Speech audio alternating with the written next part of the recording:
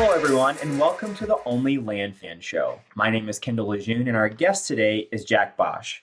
Jack Bosch is the co-founder of the Land Profit Generator Method and the Land Profit Coaching Program with his wife, Michelle Bosch. The Land Profit Generator Method is the premier incubator of real estate investing and better known as the Harvard of land flipping. Jack is a respected industry leader, speaker, educator, and perhaps most importantly, a parent and husband. Michelle and Jack have done over 4,500 land flips and over time also converted the flipping income into generational wealth through other real estate investments. This simple, little-known land profit generator method real estate niche has provided thousands of people with the opportunity to get into the real estate game without the hassles of traditional real estate investing. And Jack and Michelle continue to spread the message with the mission to create 10,000 millionaires and impact the lives of many more. Jack, thank you so much for joining us. How are you? I'm doing great. Sorry, I had to unmute myself. I'm doing fantastic. How are you? Thank you for having me, Kendall. Awesome. Well, thanks so much for joining. So glad that you're with us. I'm doing really well. I'm glad you're doing well. I think everyone's doing well. We're all very happy to have you. I can't tell you how many people have messaged me so excited that we're going to have the one and only Jack Bosch on the show today. So thank you so much again for joining us. Well, thank you for having me. I appreciate it. Yeah, great. Absolutely. I'm excited to talk about land. It looks like you guys are all fans of land, so that's even better. So I found here a new room of like-minded people. Absolutely love it. Wonderful, wonderful. Well, the first thing that I want to do is just get started with, can you talk us through how you got started in doing land deals? What is your background in land? Yeah, so the backstory is we've been doing land deals for now 22 years or so. But we got started. Obviously, you can tell by my accent, I'm not originally from here. I'm from Germany. Michelle's from Honduras, Central America. We got started because we wanted to get into real estate. We looked at real estate as the way to get out of the corporate grind, and through a bunch of trial and error, we came across tax liens and tax deed investing. And actually, through that, we stumbled into land because basically we couldn't make tax lien and tax deed investing working. I mean, of course it works. Every real estate method works if you get it, if you find the right angle to it and so on. But in our case, I think we both had jobs. Michelle we ended up sending her to a tax deed auction in California. And anything that we could afford to buy was land. So they went to an auction, but it was a very competitive auction. Everyone bid these properties up to the wazoo. And she came basically back very disappointed that we couldn't get anything. So then shortly after, we basically, after failing, and then we bought some tax liens in Arizona, which is a tax lien state. And we live in Arizona and still do, already back then did. We bought some liens, but then also the cheapest liens we could find was on land. And then those were redeemed 3 weeks later, and we made like $3 in interest.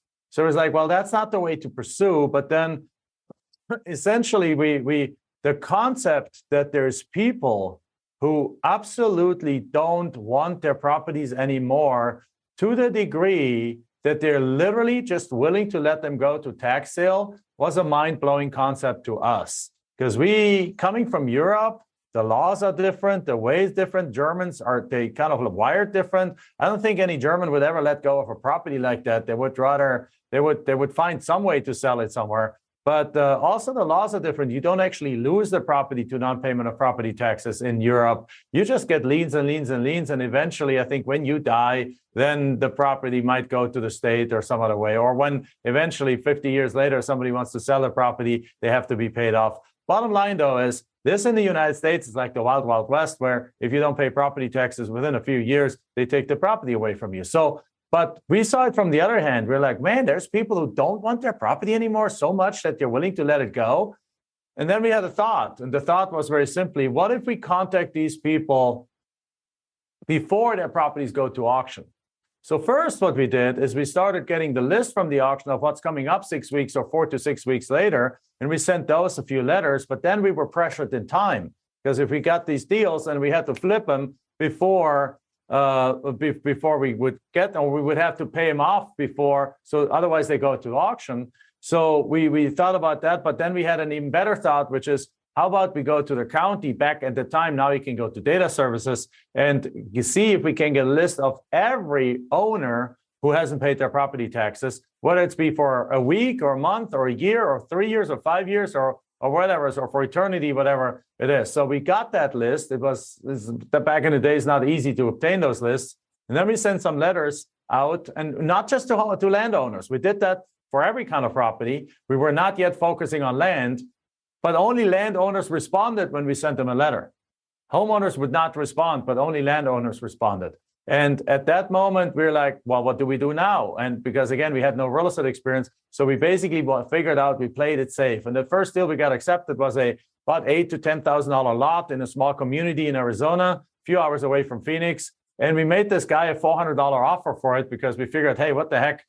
Worst case, we lose $400. We can stomach that. But if we get it, we can perhaps sell it for a little bit more. And the guy accepted. It was the case of a divorce, a case of where the guy wanted to move out of state. He just didn't care about the property anymore. It reminded him of his ex-spouse because they had plans to build something there initially. And so it has nothing to do with the property that he gave it up so cheap. It really only had to do with him having like negative emotions towards the property.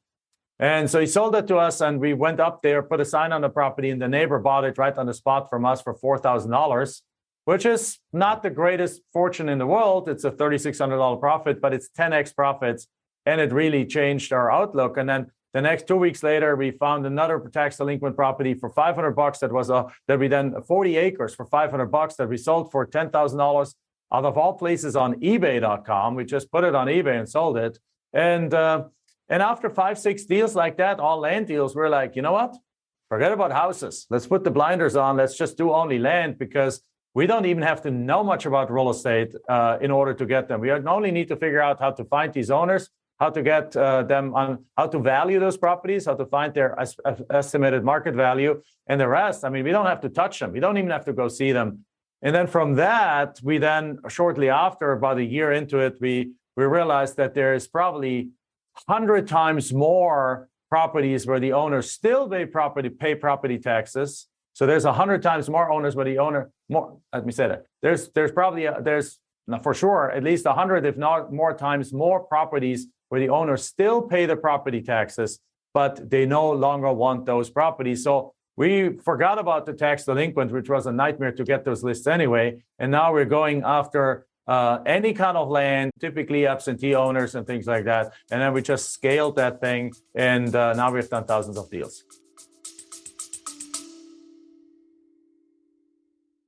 Hey, land fans, looking for your tribe of serious land investors? Join thousands of your fellow land lovers in the OnlyLandFans Facebook group. We're talking real deals, expert strategies, and game-changing connections you won't find anywhere else. This isn't just another real estate group. This is the community where land investors come to level up.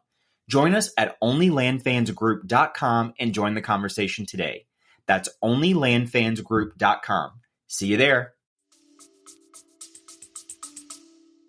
That is incredible. So in a sense, it sounds like land found you, right? Like you were looking for something and land found you. That's incredible. We had no intentions of land. I mean, how could you have any intent? Back in the 22 years ago, there were perhaps 5 people in the country doing what we do now. Now we are teaching it. We have been teaching it for 15 years. And now there's a lot more people. Perhaps a couple of you guys have perhaps come across us before or learned from us. I don't know. I hope so. So now there's many more people doing it, but still nothing compared to houses. But back then there was nobody to learn from there. And nobody ever woke up, I would say, thinking, let me just flip land, right? That's just not something that comes natural. You got to stumble into it somehow.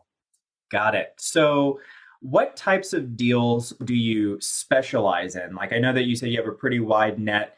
But is it infill lots? Is it large land acreage? Is it subdivisions? What type of deals would you say you specialize in? So we typically specialize on 3 kinds of properties. And personally, in our own business, we focus mostly on 2 of them. But the 3 kind of properties that we, generally speaking, deal with is, number 1, infill lots. They're not as frequent as the other 2 lots. So when they come along, I take them. And when we get into an area where we can get a few, we'll happily grab them and flip them. But they're a little bit less predictable than the other two. So therefore, I would want to call our bread and butter the other two, which is what we call the path of growth. And basically outside of larger cities, let's say anywhere between like 5 miles and perhaps 75 miles outside of a large city. Now, the 75 miles sounds like a long distance, but if you have a city like Atlanta, Georgia, if you're 75 miles out of downtown Atlanta, you're still in the suburbs. All right, so if you look at large cities like that, so basically those kind of properties we find they're selling very, very quickly, because even if they're a little bit further outside, because they're attractive to multiple kinds of buyers. And that's kind of how we designed our business.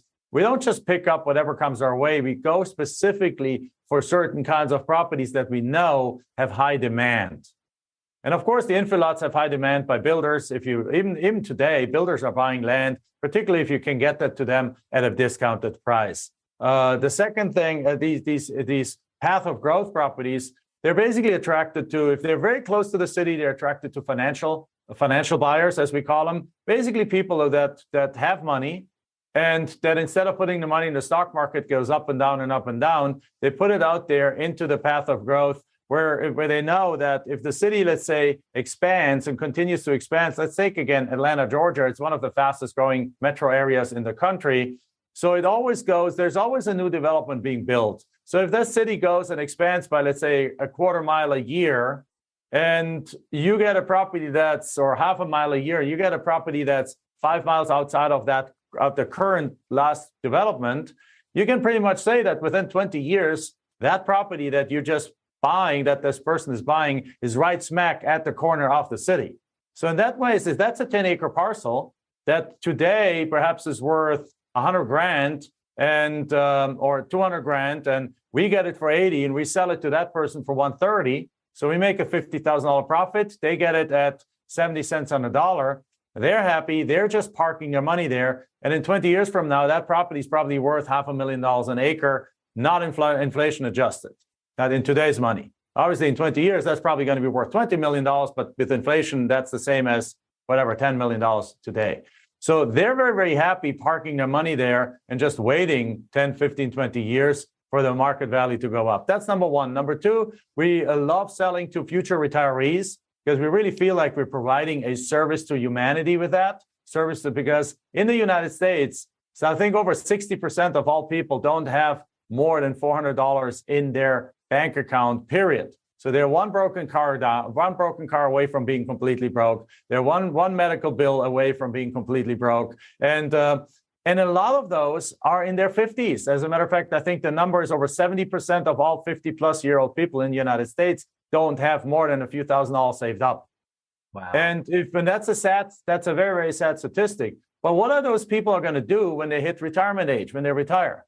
If they have a $1,500 Social Security and their rents are $1,500, they can't live in the city. So a lot of people, especially those that are like aging out of the workforce right now, that they basically realize that. And when some just decide to work forever, some decide to learn land flipping, which are the smart ones. But then also some, and quite a few, basically say, well, if I can't retire in the city, I got to go outside of the city, where perhaps I can buy a piece of land today, pay it off over the next 10 years in installment sales, and then put perhaps a mobile home on there. And now I have perhaps if I need to go to the city, to my doctor, to the pharmacy, to the ballpark, or to just enjoy dinner, I can, because it's a 20, 30, 40-minute drive. But at the same time, I'm somewhere, I'm close to the city, but I'm in a way lower cost of living kind of space. So they take a $25,000 lot from us that we perhaps get under contract for $4,000. We flip it to them for $20,000 with seller financing, with $250 a month for 10 years or something like that. And they buy that, they pay it off while they still have a job, while they still have income. And then at the end, they perhaps get a used mobile home, put it on there, and they have a dignified retirement at that point, because they have a paid off house, paid off lot, perhaps with a paid off mobile home, and now they have $1,500 in Social Security to actually live on. And that's just a great place for them to be. And then the third kind of group of people that buys those kind of lots is typically what we actually currently call the COVID buyers. And the COVID buyers are really people like you and I, people in all age groups, but that now can work remotely. Still over 49% of all Americans work from home. Wow. 49%. Just read the statistics 2 weeks ago. That's going to go down probably a little bit more, but I don't think it's going to go down below 35, 40%. So let's say a third of all Americans, there's over 160 million working Americans. That means there's over 50 million people, almost like 60 million people in the United States that can work from anywhere they want to be. They can work anywhere, can live anywhere and work anywhere. Those 50, 60 million people, not all of them want to live in a cookie cutter home in their neighborhood on a postage size lot where if the neighbor coughs, they hear it. Some of them want land, some of them want acreage, and some of them they're buying 2, 3 acres, 5 acres, 10 acres in the vicinity of town of a bigger city. And then they're spending a few years building a house there. They're moving in and they're getting a horse and they're getting a goat and they're getting chickens and they're liking that kind of stuff. So this is the third kind of buyer for that property. And then, of course, we have the third kind of property, which is the recreational area, which is interesting for just the fun-loving RV people. Since COVID has really changed the fabric of the United States. Right. COVID has made people question their life and really reprioritize of what's important in life. And a lot of people have realized that fun is important. Like there's a reason why Louis Vuitton, all those companies have stellar years after year after year. Why the owner or the CEO of the company behind those luxury companies is now, I think, currently the richest man in the world, or at least amongst the top 2 or 3. Right, and that is because people have, whether smart or not, have decided that hey, if I'm working all that hard all the time for the man, might not be the right answer. So instead, they're now enjoying more. And the recreational land is part of that. RV sales are off the hook. Like ATV sales are off the charts. And so people buy that stuff and then enjoy their weekends out there. Plus also right now with the Ukraine war and us really being in World War III, just through a proxy war with Ukraine and Russia kind of eliminating or like putting on ice that kind of nuclear kind of agreement. There's a lot of people that they call doomsday preppers. They want to buy these properties and so on. So that's basically in a nutshell what we focus on.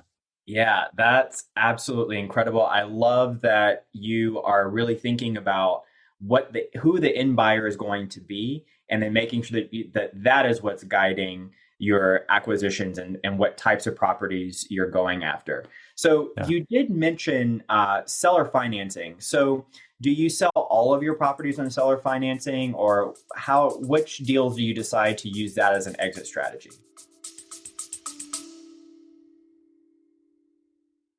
Listen up, land fans. This is huge. We're bringing you the one and only Pace Morby, star of A&E's triple-digit flip and the mastermind behind $450 million in real estate deals. He's coming to our virtual meetup on Thursday, December 5th to share how he's applying his creative financing genius to land deals. Head to olfmeetup.com to save your spot today. That's olfmeetup.com. This is the kind of opportunity that changes everything. So that's a great question. So when we in our business are in the blessed situation, obviously, that we have made millions of dollars, if I may say so, and we have good financial resources. So we have for years offered every single property that we have, either for cash or seller financing. We let the buyers choose. We do not have certain properties that we will only sell cash, and certain properties we only sell self-financing. It doesn't matter to us. Even if we have a property under contract for $100,000 and we're selling it for $150,000 and they want to buy it with seller financing and only put $30,000 down, we'll still take that seller financing deal, because if you look at that deal, if we, perhaps I can quickly use my whiteboard for that, if you don't mind. I have my fancy whiteboard. I want to use it. Yeah, let's do it. Okay, so basically, if we have a deal under contract for $100K, and this is the contract, and we go sell it for $150K, right? In this case, we have, and the buyer only buys it for $150, right? But only puts $30K down. Then therefore we have a note that is what? $120,000 $120,000 note, right? So in that case, that's great, but we only have received $30,000 back of the $100,000 we have. So that means we really have still $70,000 in that deal, right? Now, most people can't do that. We are in a blessed situation that we can. So what we do in this case, we take that all day long, because on the $120,000 note, the monthly payment here, that's supposed to be a P, the monthly payment, actually, let me undo this. The monthly payment here is probably going to be something like $1,500 a month.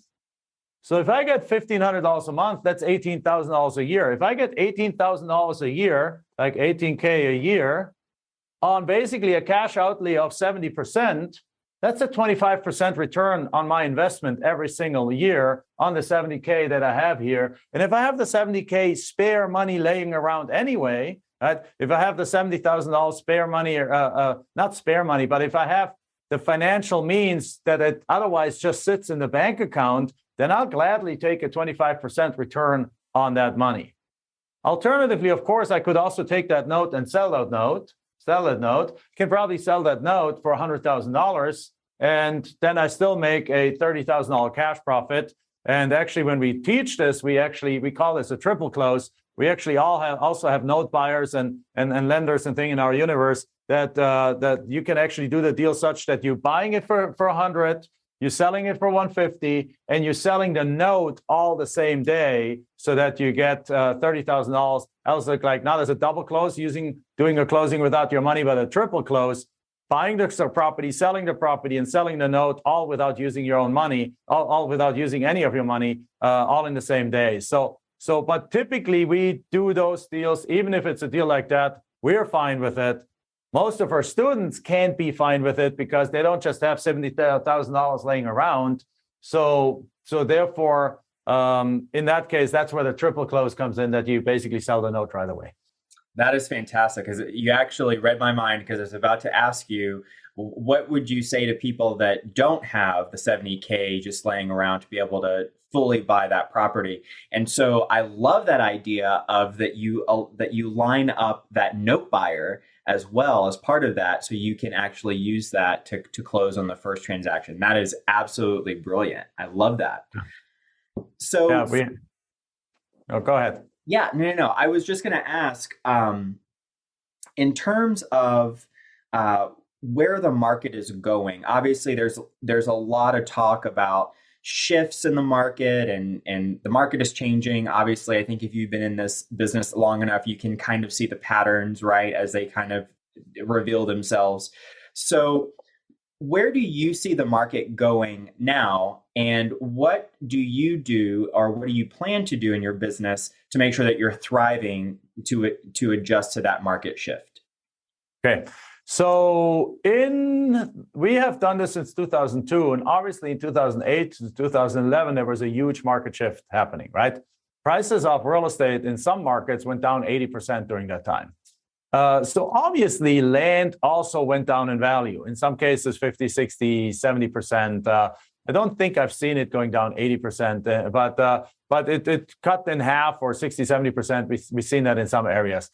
So what happens in a shifting market? Well, first of all, let me address, I personally don't think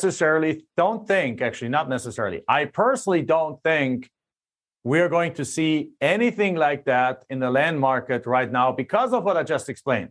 Because we're having two major forces that actually speak in favor of land being and staying hot. Number one is exactly what I talked about, the virtualization of this world. Like, people now can live where they want, and not everyone wants to live in a cookie cutter home in the suburbs. Not everyone wants to live in a high rise. People want space. COVID has changed the fabric of the way we live. And I think these are sustainable trends. Number two, Elon Musk created, Starlink. Started Starlink. And Starlink is basically a satellite internet service. Now, a satellite internet service existed before. It was freaking expensive. And now it's starting to become coming down in price. It's still expensive, my understanding is, but it's starting to become affordable. So one of our coaches, or actually two of our coaches, they live a lot outside of town. They got Starlink, and that's how they stay connected. But what that really means is that with Starlink, with Elon Musk having put satellites all over the U.S. and probably over time all over the world, and probably already to some degree, now there is, and this continues to happen over the next 5 years, there's going to be literally connectivity, high speed or reasonable high speed kind of internet connectivity anywhere you want to be in the entire globe. And if it's just restricted to the United States, anywhere in the United States. If you look at the size of the United States and the population density in the United States, like I'm from Germany, for the United States, and there's still a lot of green areas in Germany, but for the United States to have the same population density of Germany, United States would have to have 1 billion people. So in other words, the United States is 2/3 empty, like 2/3 empty. And I tried to try to drive from I don't know, from Albuquerque to LA or so. There's like barely a soul you see. It's just all desert, and it's all thing. And the same thing, we drove one time from Chicago to Phoenix when we moved down here. It's like 15 hours just going through just greenery and pastures and then desert, right? So the thing is, all of that land is right up until now. If you wanted to move out there, you're still in your working age, and you needed internet and cell phone connectivity, you were screwed. You couldn't do it, but now you can. So it opens up all of these territories, all of these areas for settlement, really, for people that want more space. So those are two things that are converging right now that will allow masses of people to move really where they want to move. And you don't have to be in the city anymore to have cell phone reception. You don't have to be in the city anymore to have internet access. So that's a big, big deal, particularly now when you take that and when you combine that with all of a sudden 40% of the people working from home. So those are the two of the big reasons. The second thing I think is so those things are going to keep land really, really sexy. The second thing, though, is that even in 2008 and 9, what happened is that land, the way we probably deal with it, which is usually the land worth between $10,000 and a few $100,000 that you sell to it's B2C, right? It's business to consumer. You're the business selling your land to a consumer. It's not B2B. You're selling it to a developer. You're not selling it to a land. We're not doing land development here. We're not doing land banking here. We're doing land flipping, land wholesaling, land seller financing. We are selling, the way we do this, we sell this to the end consumer. And the end consumer is only going to start paying less for the land when they feel the effects of a big recession. So land is actually, that kind of land that we're talking about is a lagging indicator to the economy. So versus the big development land is a leading indicator to the economy. So the big developers, the big Toll Brothers, the KD Homes and so on, they stop buying land the moment they start seeing that the traffic flow to their model homes starts going down, which is about 9 months before a recession even hits. So the moment people start not buying these houses that much anymore, they're realizing they have alarm flags go on, and they start canceling and stopping to buy those big tracts of multi-million dollars. Absolutely. Well, our buyers don't. Our buyers continue buying through all of that, and they only buy less or differently, if I may say so, once the economy has kind of like is in a recession, once people are losing their jobs, and once they start realizing they don't have much more money in their pocket. So we are like usually about a year, now 8 months to a year behind a recession. Well, this is the weirdest recession that I've ever seen, because it's a recession where the economy is still growing and where the economy is still adding 500,000 employees every kind of month or quarter or something like that. Like everyone's saying we're in a recession, but really the malls are full, the restaurants are full, the people are still spending money, and every employment report comes out better than the next one before. So I'm like completely confused by this economy, but I know one thing: we haven't seen any slowdown yet in land. Now, here's the thing. We have seen a big slowdown. And the slowdown we've seen was in 2009, 10, and 11. But there wasn't a slowdown. It was a shift. What happens in that environment, and sorry, I'm going like on a big tangent here to answer your question, but This is great. I figured a little bit of the background is helpful because we have seen so much stuff in 22 years that the main answer to your question is, if we indeed see a big decline in house prices and therefore in land and also in land prices, which for the reasons I just mentioned, I don't think we will see, but if we really will see that, then here's what's going to happen. The bottom falls in a true recession where the land prices go down. The bottom falls out of the bottom end properties. So in that environment, do not do any deals anymore with properties that are worth less than $10,000. So if you've been taught to do $10,000 deals, forget about those. They will not sell anymore. And here's the reason why. Unfortunately, the below $10,000 properties are attractive only to the people who can't afford anything else. And those are unfortunately the people that first lose their jobs. And that's just sad truth. Like in a recession, the rich don't lose much money. It's the working class, the lower working class, the lower income class that loses their jobs and that loses the most. And they can't even afford those anymore. So the demand for those in 2009, 10, and 11 went through the floor. They just did not sell anymore, those cheaper ones.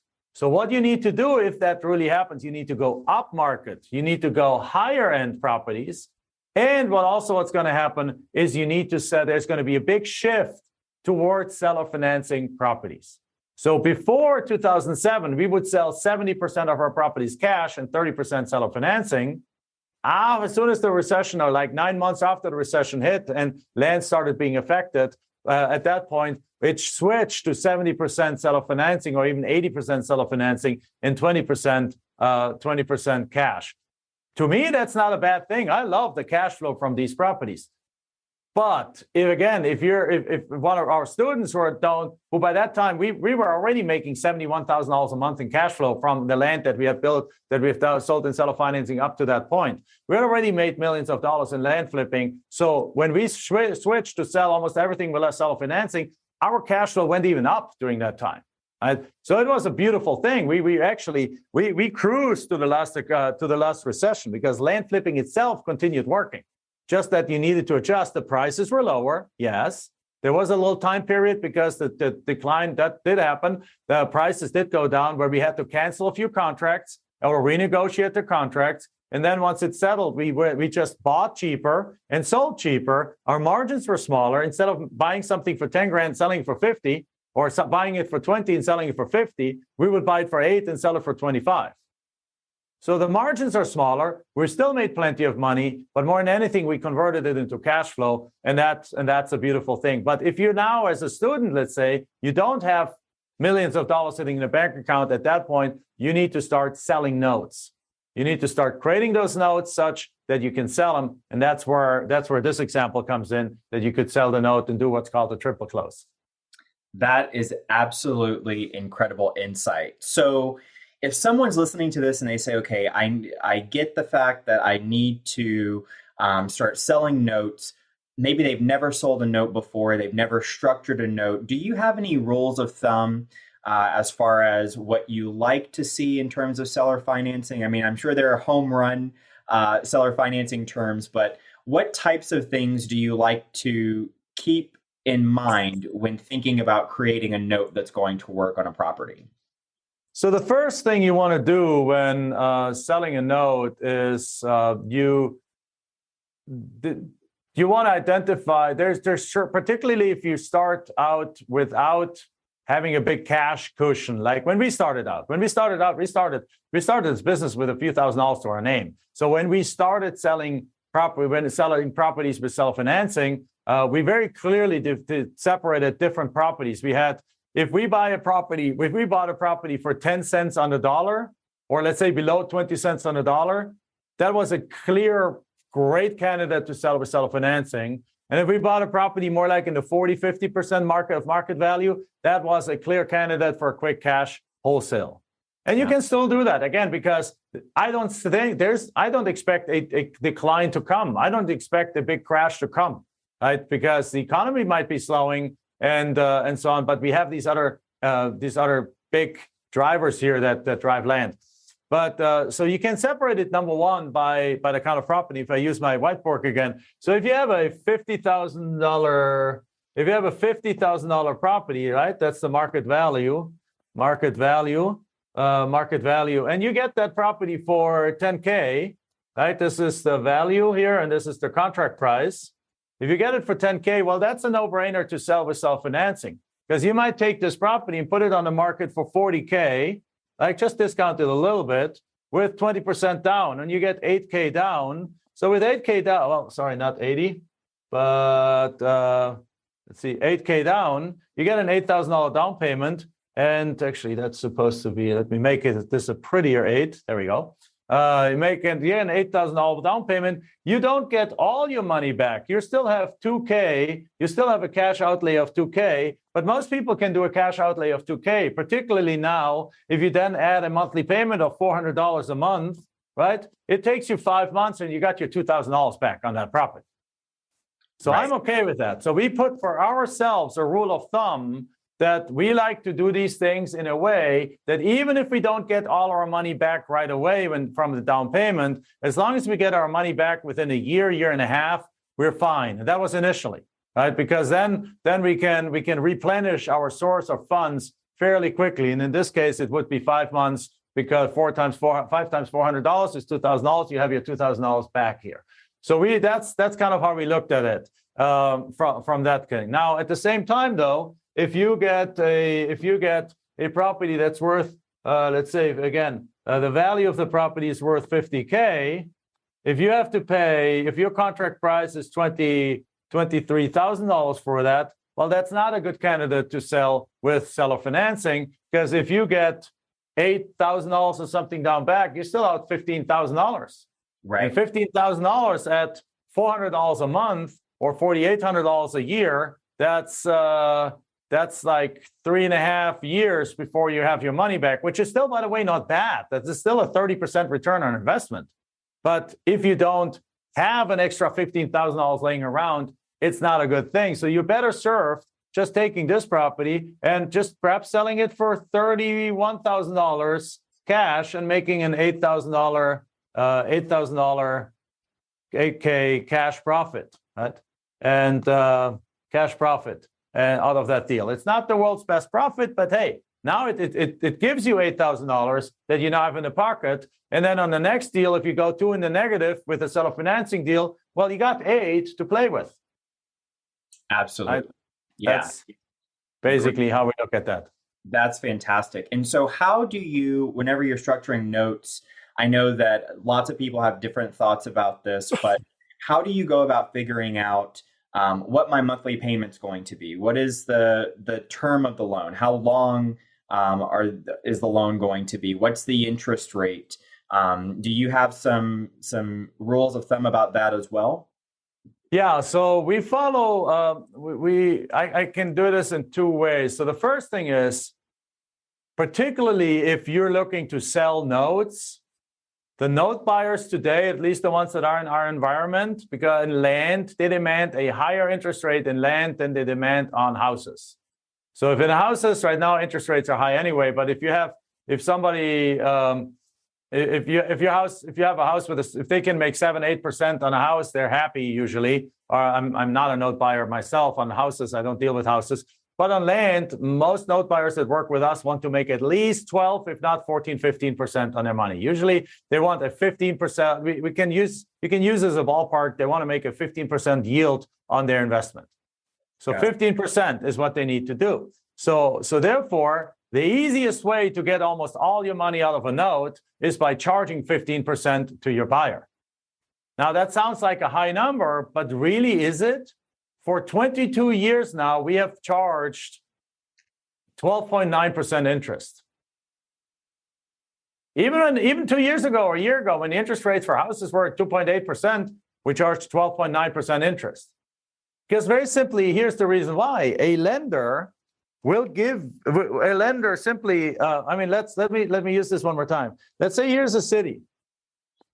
Let's say this is a city, right? And your land is over here. There's very few lenders out there. I mean, there is Brad here with us. So we can ask him if he lends on land, what loan to value would you give on a piece of land? I don't know, but most lenders that I've been working with that lend in the land area, they might give a 50% loan to value on a piece of land. Now, here's the thing. A bank will never lend on this. A bank will simply not lend on this. At least 99.9% of the banks that I've ever met will not lend on this. A bank will lend you perhaps on a loan, will give you a loan perhaps on a lot that's right in the city on a road with all utilities. But even then, banks will only give you up to 50% loan to value. So therefore, and then they still charge a premium interest rate on that land. So as a result, what happens is, so what is somebody's option when they can go to a bank and they say like, yeah, I want to buy these 20 acres over here, or these 10 acres over here. Would you give me land? They laugh this person out of the office. So we come and say like, not only will we allow you to pay this off in monthly payments, not only will you give you a land loan, we will actually allow you to only give us 20% down on this property, and we will therefore do an 80% loan to value. Now, if a bank almost no bank would consider even a 50%, and then they perhaps charge them 9 or 10%, wouldn't you think that an 80% warrants a 13% interest rate? Sure. Yeah. Absolutely, right? Yeah. Absolutely. 100%. So that's thing. And perhaps Brad, can you chime in perhaps for a second? Yeah, everything you said is exactly right. 50% is my ceiling, 50% loan to value. And banks hate lending on land. Unless you're building on it, they don't see dirt as worth anything. Right, exactly right. Unless you have this super strong relationship with them and you have been growing with them and they know you have done 20 developments already, but even then they like you to contribute the land and they give you a construction loan on top of the land, but they still don't like to lend on the actual land. Exactly. Yeah, it's crazy out there. So now we give them an 80% loan to value, sometimes even a 90% loan to value.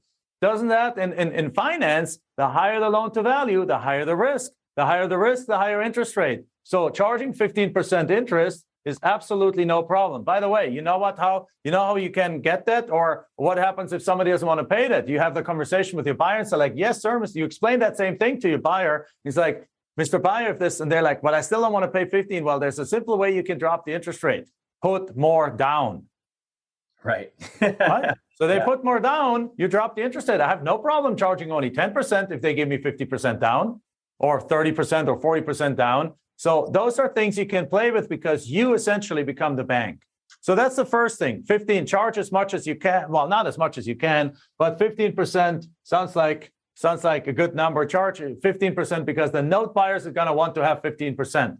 So if you present to a note buyer a $100,000 note that the property behind it is worth, I don't know, $140,000, and the note itself has a 15% interest rate, they're looking at that and they're like, I'll buy that for $100,000. At least the note buyers in our universe, they buy this in those cases sometimes for $100,000 because they're getting their yield.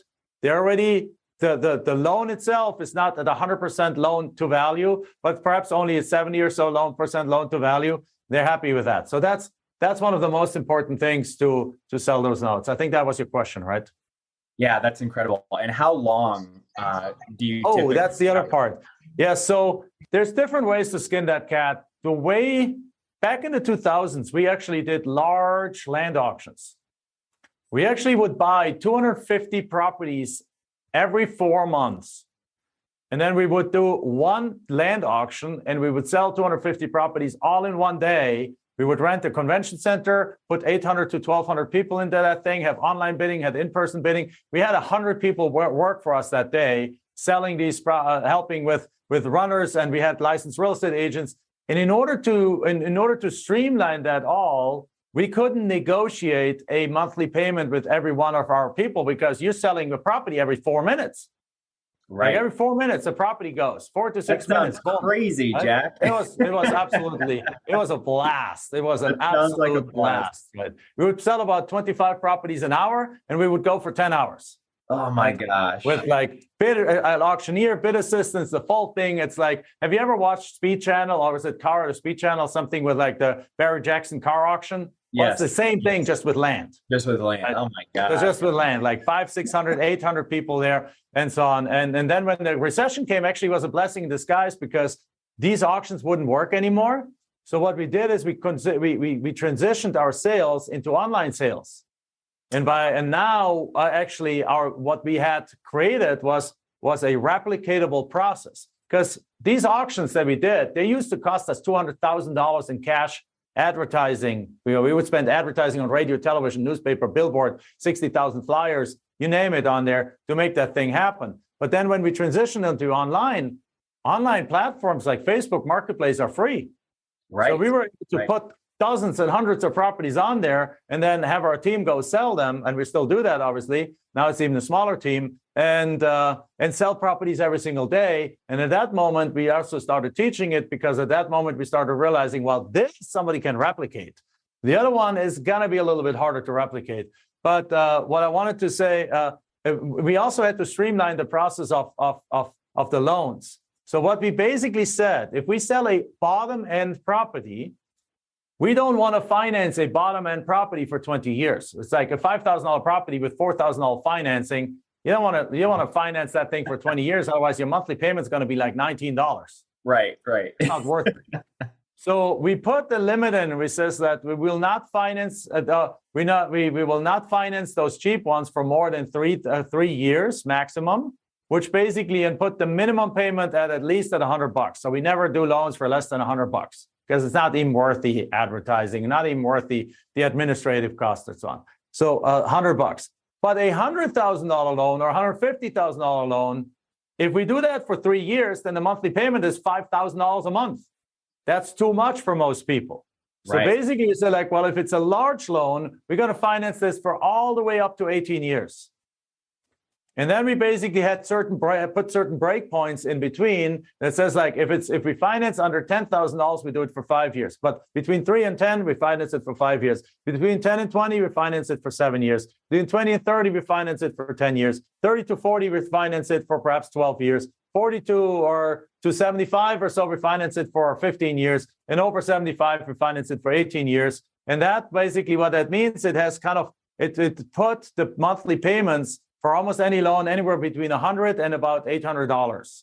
And that's a loan that we found that most people can afford, which again helps us scale our business, because we're not trying to find that unicorn that can afford a $3,000 a month payment, but instead we're making the big payments affordable by stretching over a long time, which, by the way, adds hundreds of thousands of dollars in interest, which is very profitable. And the short ones, we're putting them into a short period of time so that the payment at least is enough to make it worthwhile.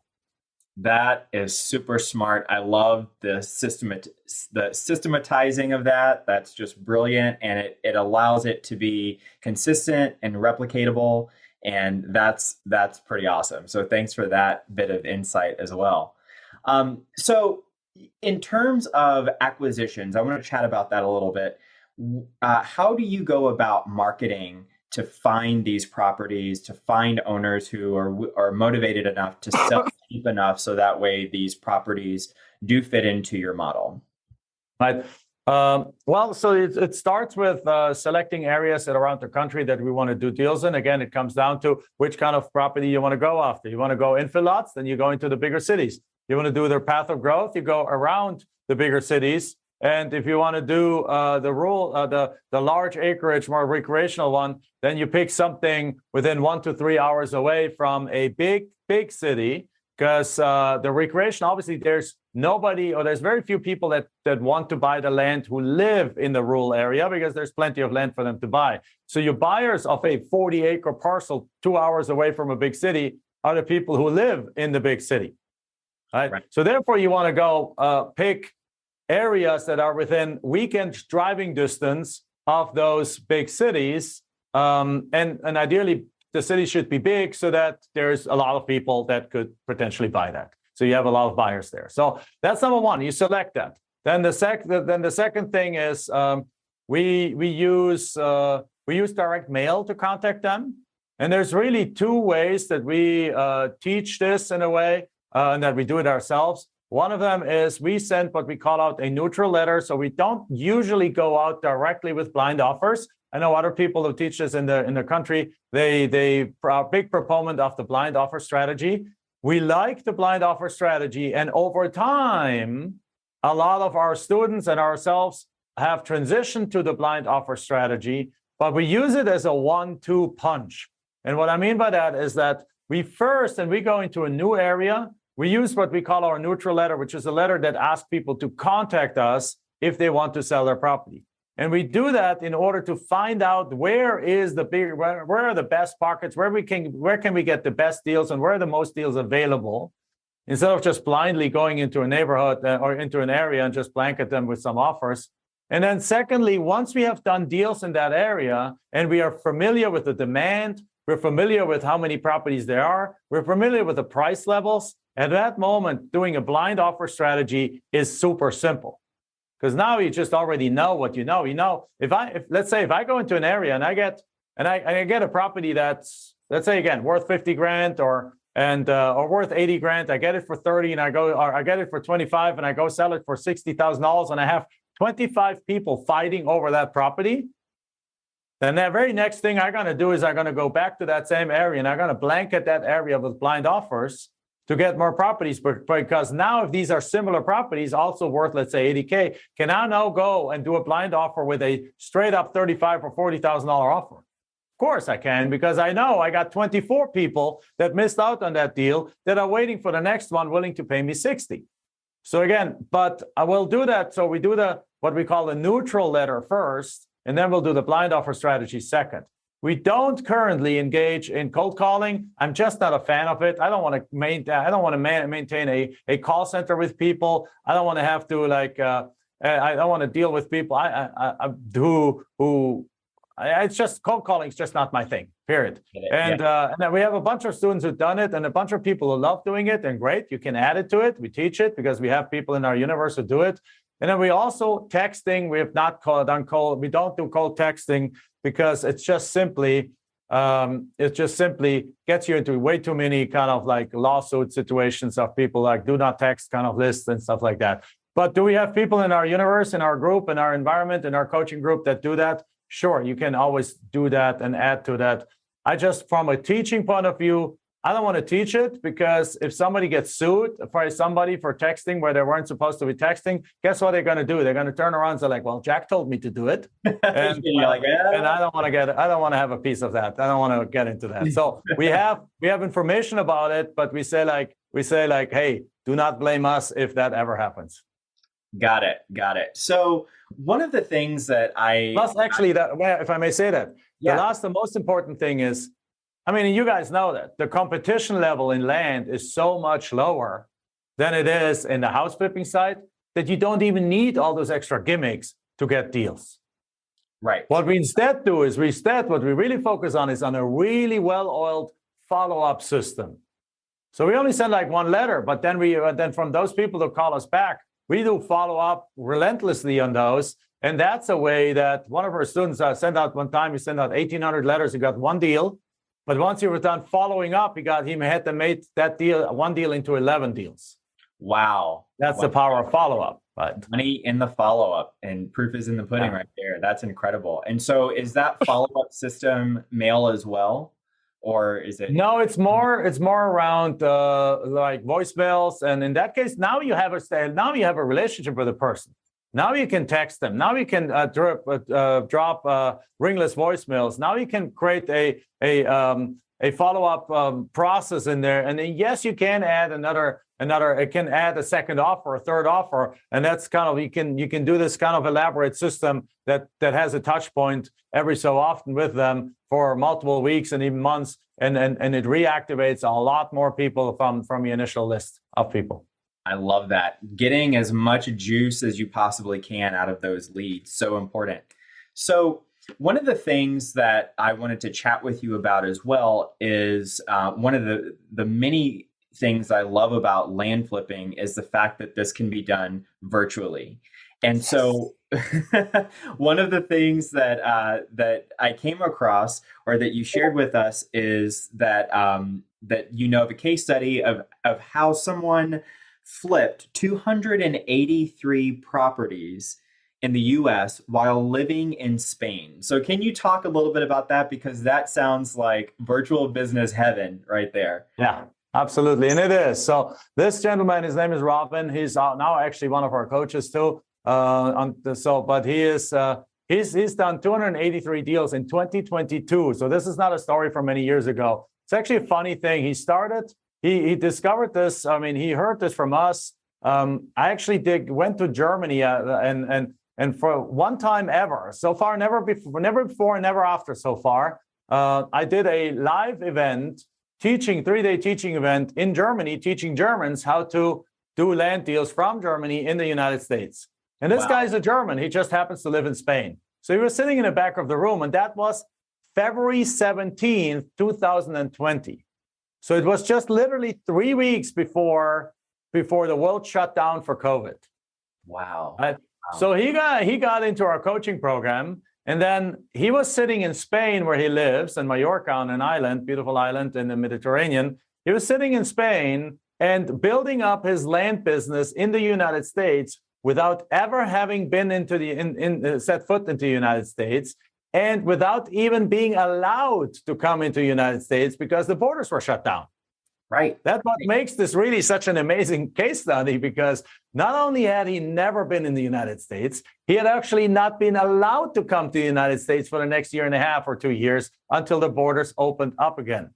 And in that process, in that time period, he built up a very active and successful land flipping business in the United States, by definition and by force virtual, because he couldn't even come to the US if he wanted to. That's one of the most beautiful things of that story. So in essence, now his 283, he now built a nice team up. He has a team in the United States, virtual, but still in the United States. He has several salespeople. He has several virtual assistants around the world, in the Philippines and in different countries. So he's built up a nice team of, I don't know how many people, but now they're actually, their goal this year is to be like at 600 or so lots. And still, he now comes every 2 or 3 months. He comes over to the U.S. and does a little tour. He actually found a girlfriend in the United States too. So now he comes over more often to meet his love there. But it's still, the business is still 100% virtual.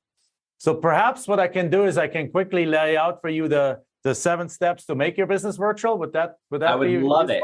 Yes. Okay, great. Yes. So the first thing you want to do if you want to build your business virtual is, first thing, number one, is you want to have a virtual phone system. Right? So what we use for us is we have, and it's right here on my phone, on the very top, we use Ring Central for our phone system.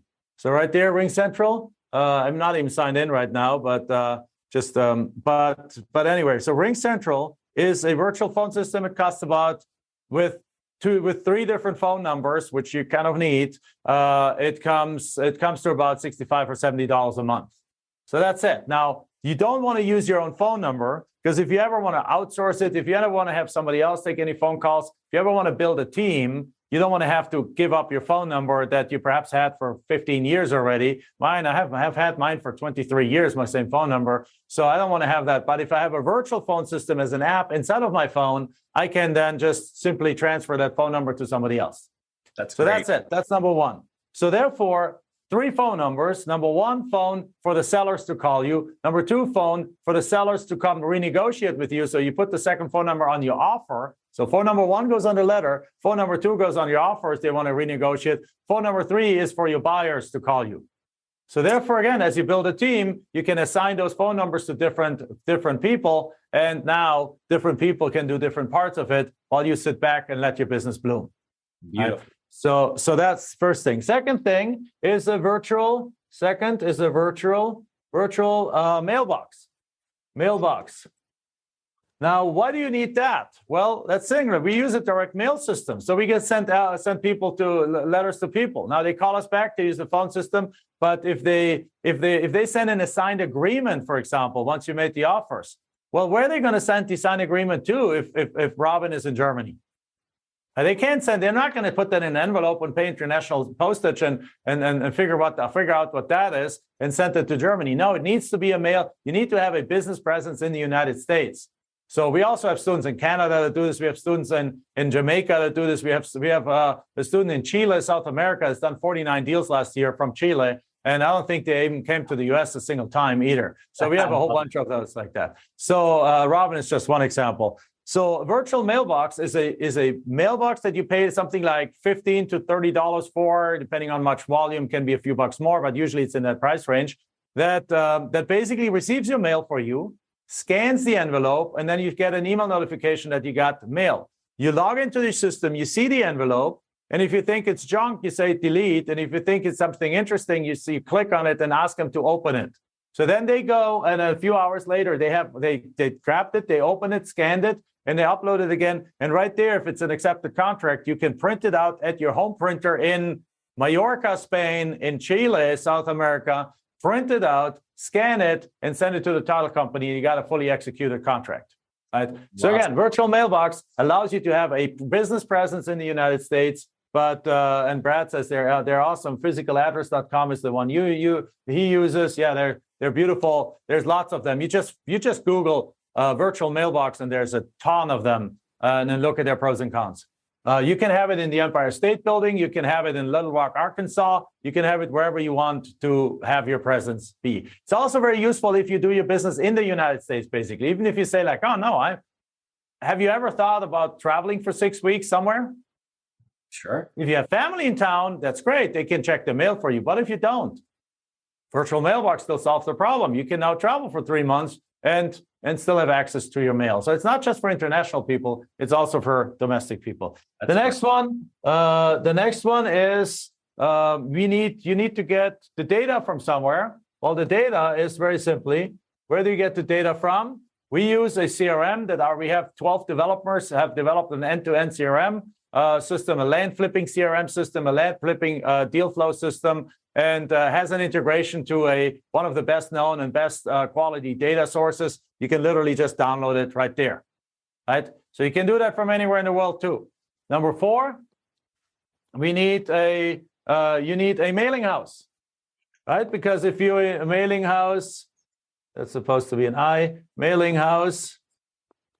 A mailing house sends the letters out for you. It's a direct mail-based system, right? The mailing house sends the letters out for you. Again, we work with multiple mailing houses. 2 of them are actually also integrated with our software. So you can literally just download it and then upload it right there, then go pay for the mailing and you're done.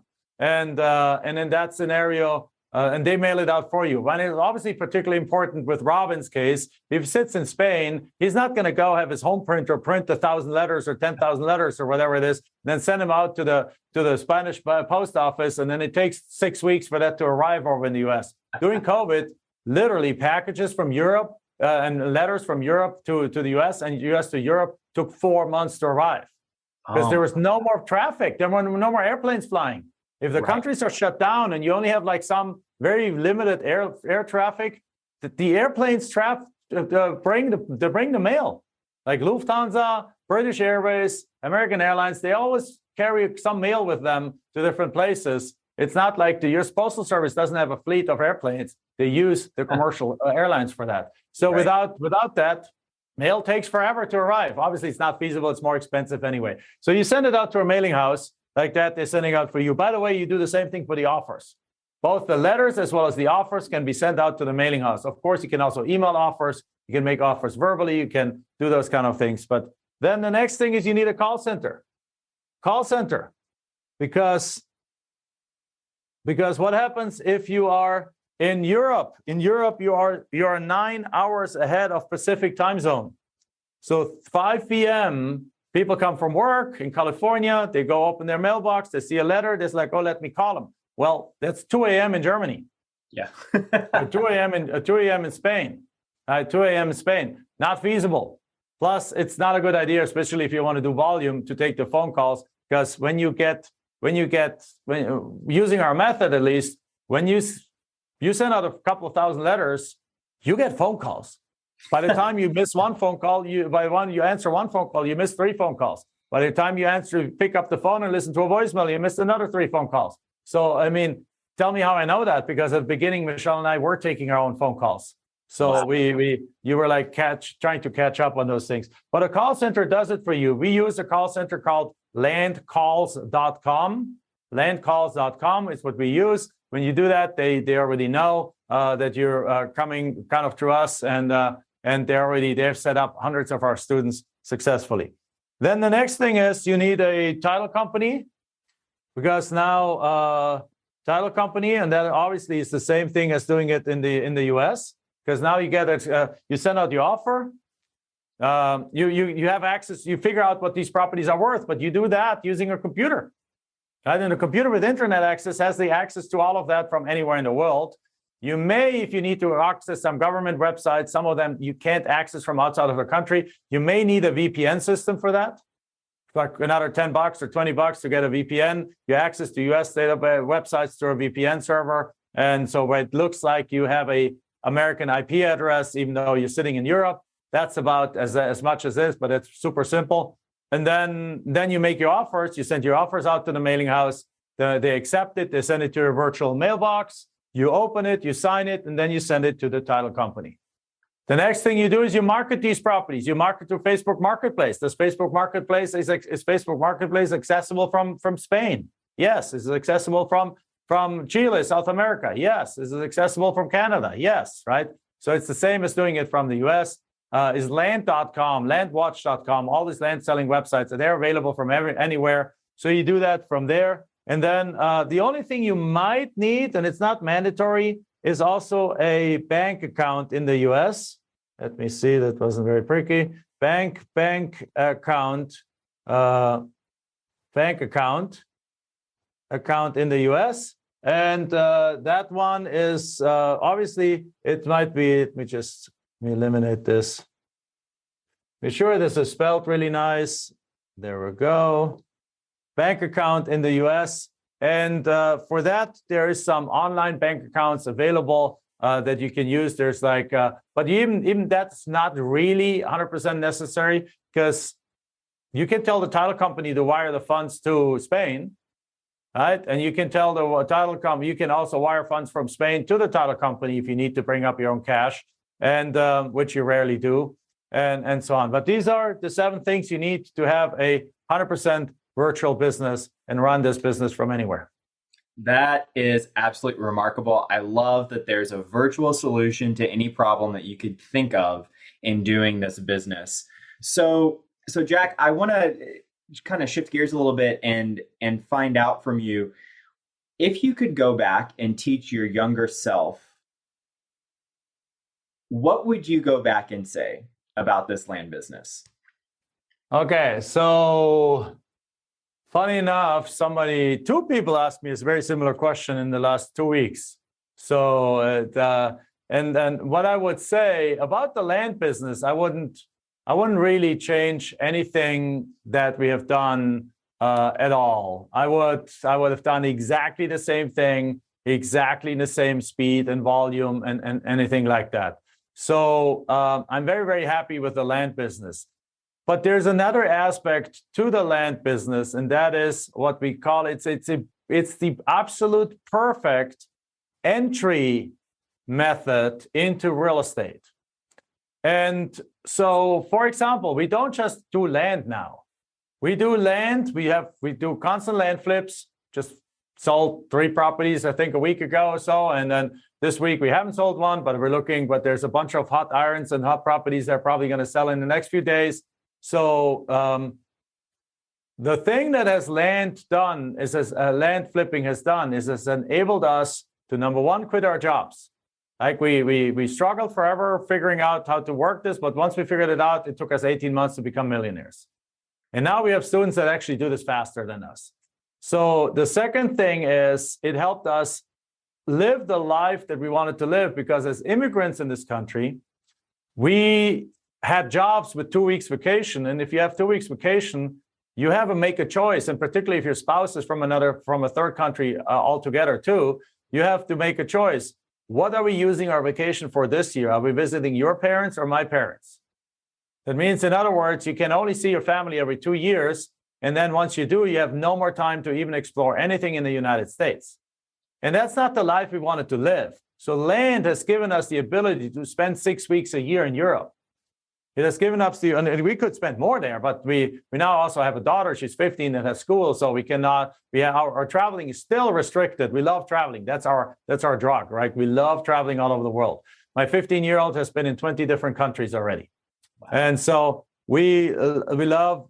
So now we still have to go during the different vacation spots like spring break and then all summer we go travel, and fall break and Christmas break and so on and so forth. But it has given us the ability to do that. But there's something more to it, because as you build your land business, you are learning about real estate. Even though we didn't have to touch a house for many, many years, we still learned about real estate. You still learn about how to clear title issues. You still learn about how real estate works. You learn the language of real estate. You learn the terminology. You get, and more than anything, your confidence grows. Your confidence grows massively, and you walk through life completely differently. So what real estate, what land flipping has done is given us all of that. But then I think we didn't scale up from there fast enough. And what I mean by that is in the second area. So if I ask my younger self, what would I do different? I wouldn't do anything different in the land space, but I would use the knowledge from land and start building what we call legacy wealth much faster. Because again, 2008, we had $71,000 a month coming in our bank account in cash flow. Well, we started finally, when America was for sale, we started buying houses. Because we were like, we don't need that money. We're sitting on $840,000 a year coming in just cash flow that is not needed for anything. But we had no place to invest it because we didn't know anything else other than land flipping. Right? So we were master land flippers, but not yet experienced in other areas. So, but that's when we started. Then we started buying houses. We started buying houses like in Phoenix and in 3 different markets. And we bought a portfolio of 45 houses that we just paid cash. And many of those we still own, which is great because now they have grown 10x in value. But then only a few years later, we started then taking more money. Basically what we're saying is we're using money. Let's say we're using land, like land is our cash machine, right? So I don't know if this is a water fountain. Looks like a water fountain or like a faucet. This is our cash machine. Like it's your cash machine. Cash machine. This is your cash machine. It produces cash. The question is what you do with that cash. And I think we're doing really well. We own almost 1,000 apartment units now. We have commercial property. We have a hotel. We have our car repair facilities. We have all kinds of stuff. We have land that we hold on to right in that path of growth, right? That in the next 20 years is going to be worth, that we bought for $3,700, that each of those lots is going to be, and we have like 15 of them. Each of them are going to be worth $500,000 in the next 20 years. I mean, all of that is all easy, fine. But what we weren't probably fast enough is to take this and move this into additional kind of real estate. For example, not necessarily single family rentals, but we are fans of multifamily. So now that's what we do. We continue doing land deals. We produce as much cash as we can from the land deals, and then we move that money into lots of multifamily properties. Just bought 57 units in Tampa in November. We just bought 45 units in Phoenix in December. We have an active acquisition team on the multifamily side of things. And we are buying as much as we can, as fast as we can. Obviously, only the best deals that we can. That's why it's slow, because there's barely any good deals out there. But basically, this is our cash machine, and that's what we call asset allocation. We allocate the money that we make, we move it over here, and we're generating what's called generational wealth, generational cash flow, and legacy wealth. For us, for our daughter, and for her future children, whenever she may have those in the hopefully not too near future, because she's only 15. Right. Yeah. Well, that's remarkable. I mean, land, such an incredible vehicle for building cash, and then the way that you described how you put that to use to build generational wealth. It's just really inspiring to see. So if you had to name, what would be your biggest passion or goal that you'd like to achieve at this point in your life? Oh, my biggest goal is to create 10,000 millionaires. Like that's we have now, like financially speaking, we're blessed, we're great. We have a place in Hawaii. We have a place in Sedona, Arizona. We live in our dream home. We're spending weeks and months traveling. I mean, life can't really get any better from a material kind of point of view for us. We are set up, I mean, with 1,000 apartments that spit out cash flow left and right. Many of those we own, some of those we own with investors, many of those we own without investors. So they're truly just spitting out cash for us. And so now I'm not saying that to brag, that I'm basically at some point of time when you hit your own financial goals. And I didn't understand that until it happened to me. And that is like, I was always like saying, like when I saw somebody teach, they're like, why are they teaching? What's going on? Why are they doing this? And some people teach just to make extra money, but when we teach, when this came up, this concept of teaching is when we hit a whole bunch of these markers. And at some point of time, when we were financially set for life, I was 37 years old. Wow. What do you do when you're 37 years old? When you've retired at 37. You just go for the next thing, go for the billion, go for the thing. I mean, what's the point? At some point of time, what you'll find if you ask people that are sharing a lot of things is you get to a point where he says like, well, we got something here that the world really needs to know about. We got something here that really can help others. And yes, is it a business or a coaching business? Yes. Does it make us a little bit money? Yes, much less than what people think it does. But the point is, has it changed people's lives? Yes, we have created already over 1,000 millionaires, and we have a goal to create 10,000 millionaires. And my vision is really to sit down in Hawaii at our beautiful place on Maui and sit on the balcony when I'm really old and I really don't want to do stuff anymore. And it's to drink a nice glass of wine and basically say like cling, yes, we made a dent in the universe. There's 10,000 families running around here that basically they have built their business to $1 million level. And because of that, and that really means that there's probably another 50,000 that have built it to the six-figure level. But that really means all these families' lives has been changed for multiple generations. Because it really means that if somebody built their business to the seven-figure level, their kids have a completely different life that they otherwise would have. Their grandchildren are on a trajectory to, who knows, become president of the United States of America that would have otherwise not been possible. And those grandkids, they won't remember my name anymore. Those kids probably won't remember my name. And that's not what it's about. That's why we call it the Land Profit Generator, not the Jack Bosch program, right? It's not about aggrandizing Jack Bosch. It's about leaving an impact. So that's the phase I'm in right now. We really don't need to teach. We don't need to do these things. We're really well set, but it's what juices me, what excites me. I mean, what we talked about right now in various parts of this presentation, I've probably given 1,000 times, but I'm just as excited about it right now as I'm the first time I gave it. Yeah, I can tell you just light up when you talk about it, and that's so refreshing and it's so exciting and inspiring to see. And I absolutely love that impact that you're making, and that giving back and helping to improve so many people's lives through land and through wealth is just absolutely incredible. So thank you for sharing that. Jack, I want to thank you so much for giving to us today. Is there any way that we can give back to you right now? What resources or connections are you looking for currently? First of all, thank you very much. So I wrote down already 2 names here. Like we had Steve and Tansha Hokason. Would love to hook up with you guys. Perhaps many of our students might need your bookkeeping services. I would love to hook up to connect with Brad on the land lending. There might be, I'm sure there would be lots of our students might be interested in lending from you guys. So perhaps you guys can connect us. That would be a great connection. If there's anyone else here on the road, we're always looking for more service providers that can help our team member, our students become even more successful. And so, yeah, would love to talk to you guys about any of that. And on the other hand, if any one of you guys ever want to come with us, you can always follow me on Instagram and on it's Jack.Bosch, and it's on Facebook, it's Jack Bosch, and then on TikTok, it's Jack Bosch, and I don't know where else I am, but that's probably where I am. Awesome. So we will definitely be including your social media handles in there in the show notes as well. Jack, thank you so much for sharing your time. You've been so generous. And, thank you for having me.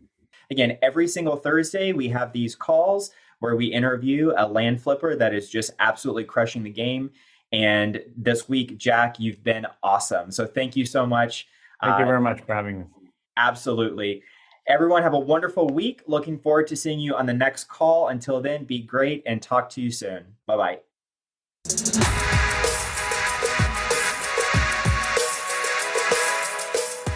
If you're interested in hearing from other seven-figure land flippers about how they've started and run their businesses, then join us at OnlyLandFans.com. Looking forward to seeing you there.